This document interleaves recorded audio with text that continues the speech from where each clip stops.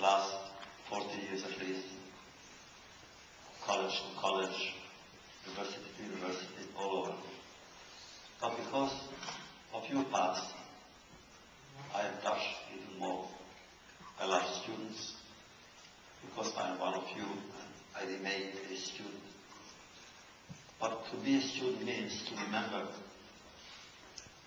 generations of scholars and pupils who have tried to leave a trace in one another's mind and heart.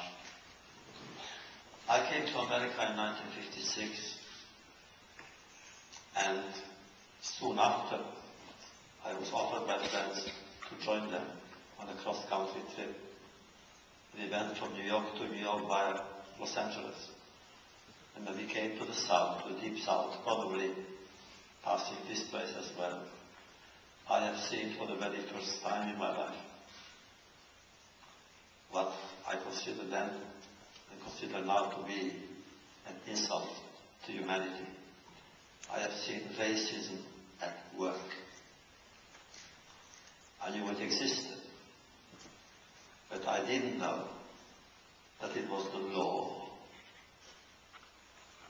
It's not only that people who were racist could practice their racism as their own religion. The law was illegal.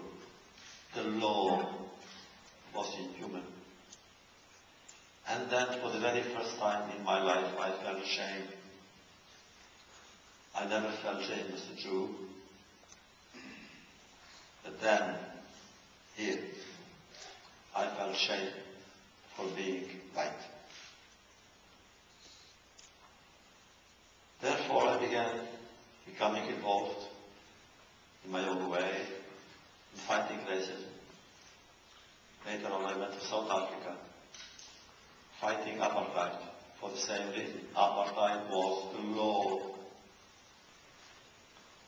I covered the story in 1962 to my newspapers from New York, covering the beginning of the end of racism. The way this school has coped with the past, has faced its own injustice, then is something that makes me proud to be here with you tonight. I congratulate you. Because now it is only a memory, painful, but not more than that, a memory. It happened. It shouldn't have happened, but it happened. But that doesn't exist anymore. Anyone had told me then that one day I will be invited to Washington to the inauguration of the first black president in the history of America, I wouldn't have believed it. But there I was. And I cannot tell you enough the joy that filled my heart. And every cell of my being shouted, thank God. Thank God that America has rediscovered its values, and rediscovered its soul in doing what it has done to correct its own injustices. Which means you begin again. But isn't that what we all have done, at least men and women of my generation, to begin again? I do not believe that we can begin really. In my tradition, we believe that the sacred text, the Bible, was written with the letter B, not A in Hebrew. That means nobody can begin. We can only begin again. Each time a generation goes and another one follows, it's always the same path to begin again.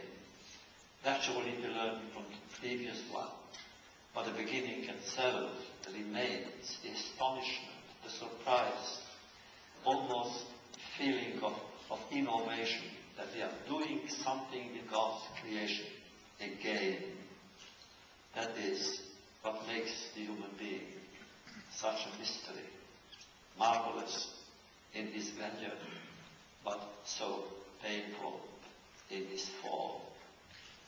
Now, what have I done? You are here, I know some of you have read at least one of my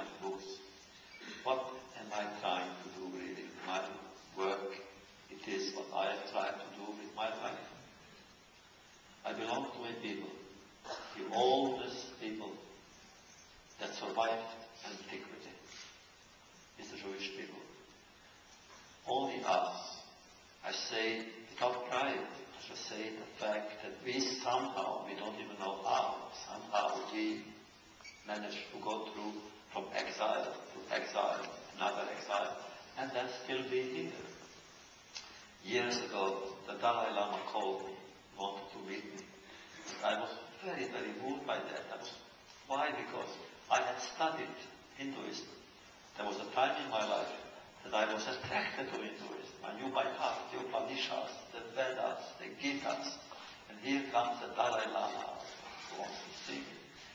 And when we met for the very first time, I said, what can I do for you? And he said, look, that was in the beginning. People didn't know him here. I was the one who brought him to Washington, the first to meet senators and congressmen and so forth.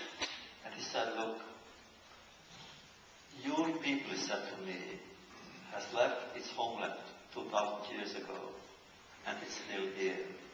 My people has only left its homeland a few years ago, but I know that it is going to be a long road of exile. Teach us the art of survival, which means, how did you do? What did you do in order to survive as a people? And that's how our friendship began, and it still lasting. But this really is a story of beginning and beginning again.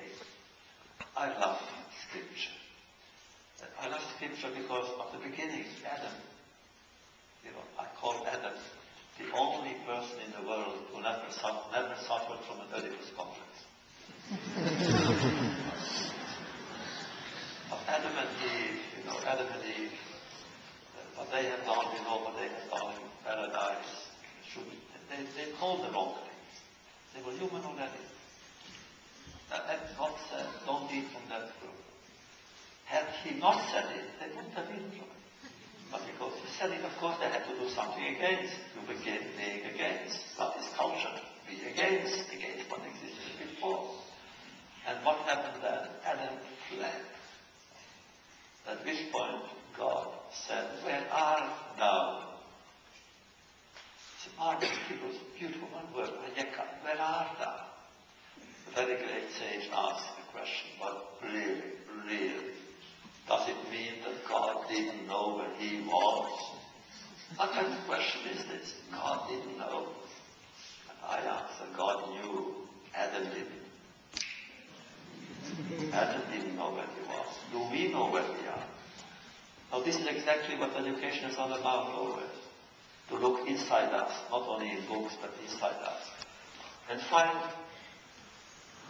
where are we in our world? What are we doing to the world in which we live? And why are we here? Why? Always, of course, this philosophical, metaphysical question which haunts us all the time. What are we doing in order to make the world a little bit better? And not create a society in which people kill one another or humiliate one another. Take Cain and Abel. The Bible, the biblical history begins with a morbid story of two brothers, the only brothers in the world, in the entire world, Cain and Abel. And one became the enemy, the killer of the other. Why? Is it to teach us that civil wars are part of human nature, of destiny? I don't want to believe that. I would rather believe that the story is told for a simple reason, to teach us that whoever kills his brother